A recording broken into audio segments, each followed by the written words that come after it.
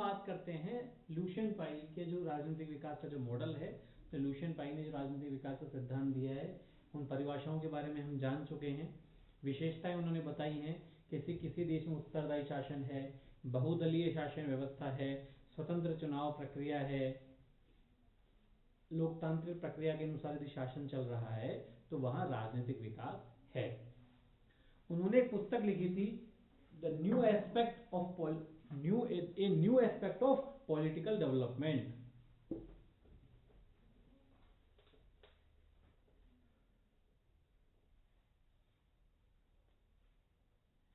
A new aspect of political development.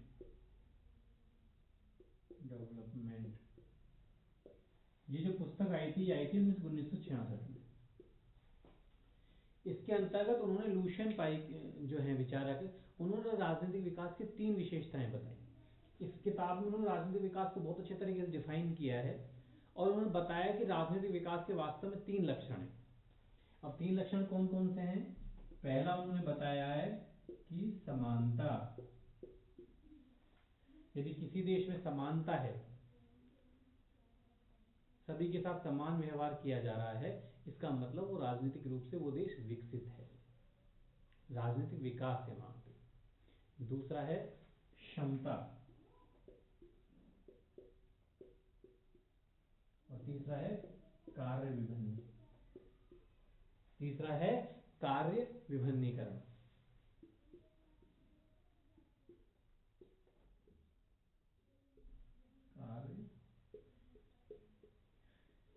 अब हम इनको एक एक करके समझने की कोशिश करते हैं। समानता का मतलब जिस देश में लोगों के साथ समान रूप से व्यवहार किया जा रहा है, जहां लोगों के साथ किसी प्रकार का कोई भेदभाव न किया जाए। तो पहला लक्षण राजनीतिक विकास का किसके अनुसार? लुशियन पाई के अनुसार। लुशियन पाई के जो अनुसार है, और पहला लक्षण है समानता। दूसरा लक्षण है समता। समानता जनता के संदर्भ में हम बात करें, अर्थात जनता के साथ समान रूप से व्यवहार किया जाए। दूसरा क्षमता, ये सरकार के संदर्भ में।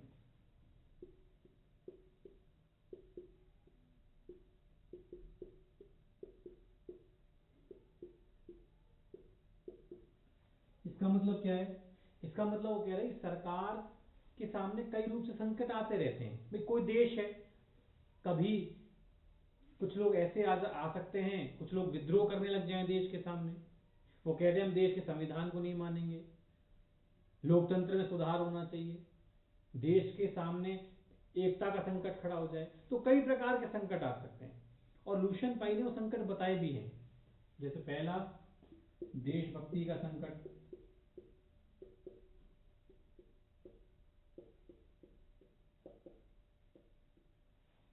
कुछ लोग उसको देश के रूप में स्वीकार न करें। वैधता का संकट, सरकार को न माने।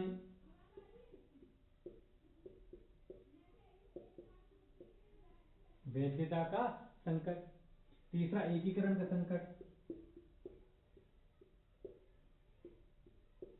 ये कई बार पेपर में पूछ लिया जाती हैं चीजें।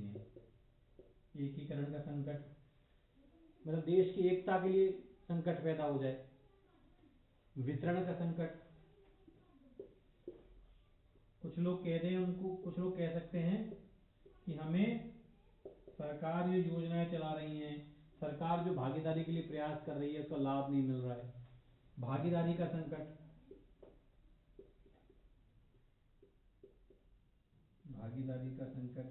और छठवां है लोकतंत्र की प्रविष्टि का संकट। लोकतंत्र की प्रविष्टि का संकट। अर्थात अलग तरह के संकट आ सकते हैं किसी भी देश में, लोकतांत्रिक व्यवस्था में। कुछ लोग देश को देश के रूप में स्वीकार न करें, उसे राष्ट्र न माने, लोग उसके संविधान को, उसके सरकार को न माने, देश की एकता के सामने चुनौती खड़ी कर दें। लोग ये कह दें कि साहब हमें तो भागीदारी नहीं मिल रही, जो सरकार संसाधन बांट रही है वो सही तरीके से वितरण नहीं हो रहा है, तो लोग विरोध कर सकते हैं। लोकतंत्र जो व्यवस्थाएं चल रही हैं उसको लोग ना माने, तो कई तरह के संकट किसी भी देश में आ सकते हैं। लेकिन जो देश की सरकार यदि इन संकटों से अच्छे तरीके से निपट रही है, निपट सकती है, इसका मतलब वहां वो देश राजनीतिक रूप से विकसित है, वहां राजनीतिक विकास है। और जहां अभी संकट आ रहे हैं, कई बार जूझ रहे हैं, कई बार वो सफल हो रहे हैं, अधर चल रहा है, उतने सफल नहीं है जितना होने चाहिए, इसका मतलब वो राजनीतिक विकास की दृष्टि में अभी उनको और परिपक्व होने की जरूरत है। तो दूसरा लक्षण हो गया समानता। तीसरा है कार्य विभिन्नीकरण। ये राज्य के संदर्भ में है। इसका मतलब क्या है? अलग अलग कार्यों के लिए अलग अलग संस्थाओं का होना।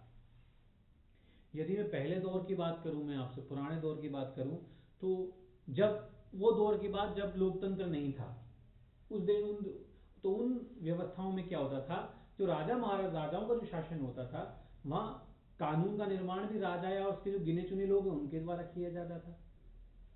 कार्यपालिका की जो भूमिका है, आदेश देना है, वो भी राजा और उसकी मंत्री परिषद है उनके द्वारा किया जाता था। और जो न्यायालय की जो भूमिका है वो भी सामान्य थे उस समय राजा और जो सहयोगी थे वही निभाया करते थे। तो वहां पर शक्ति पृथक्करण नहीं था, वहां पर कार्यों का विभिन्नीकरण नहीं था, इसीलिए वहां पर अधिनायकवादी तानाशाह होने की संभावनाएं ज्यादा रहती थी। इसलिए लुशियन पाई कहते हैं कि कार्यों का विभिन्नीकरण होना चाहिए, श्रम विभाजन अधिक से अधिक होना चाहिए, लोकतांत्रिक विकेंद्रीकरण होना चाहिए। सारे कार्य एक व्यक्ति, संस्था या समूह अपने पास न रखे, कार्यों का विभाजन करे। और हम देखते हैं जहां व्यवस्थापिका की जो है वो कानून का निर्माण करती है, कार्यपालिका कानून को लागू करती है, न्यायपालिका की स्वतंत्रता है, और न्यायपालिका जो है वो न्यायिक पुनर्विलोकन की शक्ति है जिन देशों में। और वहां जो कार्यपालिका या जो व्यवस्थापिका अवैध आदेश जारी करे, लागू करे, तो न्यायपालिका उसे रद्द कर सकती है। न्यायपालिका मूल अधिकारों की जो है रक्षा कर सकती है। तो जिन देशों में ये व्यवस्थाएं हैं, कार्य विभिन्नीकरण है, वो राजनीतिक विकास के उत्कृष्ट स्तर को प्राप्त कर रहे हैं या करेंगे। तो कहीं भी राजनीतिक विकास के जो 3 लक्षण हैं ये लुशियन पाई ने बताए हैं: समानता, क्षमता और कार्य विभिन्नीकरण। अब ल्यूशियन पाई के बाद एक नए विचारक आते हैं, वो है आमंड और पावेल। आमंड पावेल, इन्होंने भी राजनीतिक विकास के 3 लक्षण बताए हैं। पहला है भूमिका विभिन्नीकरण। भूमिका विभिन्नीकरण, भूमिका विभिन्नीकरण। दूसरा है उपव्यवस्था स्वायत्तता। उपव्यवस्था स्वायत्तता। और तीसरा है कार्य क्षमताओं का विस्तार, अर्थात ये है उपव्यवस्था स्वायत्तता। और तीसरा है संस्कृति का लौकिकीकरण। क्या है? संस्कृति का लौकिकीकरण।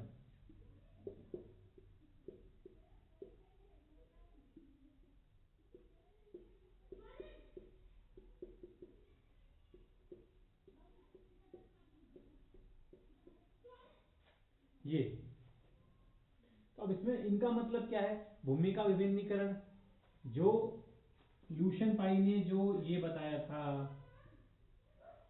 कार्य विभिन्नीकरण, वो इसका क्या हो गया? भूमिका विभिन्नीकरण। मतलब वो ये अलग अलग कार्यों के लिए अलग अलग संस्थाओं का होना। तो ये हो गया राज्य के संदर्भ में, यहां भी राज्य के संदर्भ में था। अलग अलग कार्यों के लिए अलग अलग संस्थाओं का होना जरूरी है यदि हम राजनीतिक विकास चाहते हैं। यह है। दूसरा है उपव्यवस्था स्वायत्तता, अर्थात कार्य क्षमताओं का विस्तार। कार्य क्षमताओं का विस्तार, जो सरकार कार्य करे, सरकार के संदर्भ में जो सरकार काम करे वो उसके पास क्षमताएं होनी चाहिए। तो ये दूसरा लक्षण इससे मिलता जुलता है। और तीसरा है संस्कृति का लौकिकीकरण, जो लुशियन पाई के इससे मिलता है। समानता अर्थात संस्कृति का पंथ निरपेक्षीकरण।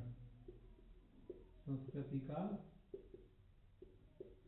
पंथ निरपेक्षीकरण अर्थात क्या मतलब इसका, कि सभी लोग किसी भी धर्म को स्वीकार करें, किसी भी पंथ को स्वीकार करें, सभी लोगों के साथ समान व्यवहार होना चाहिए, किसी के संग कोई भेदभाव नहीं होना चाहिए।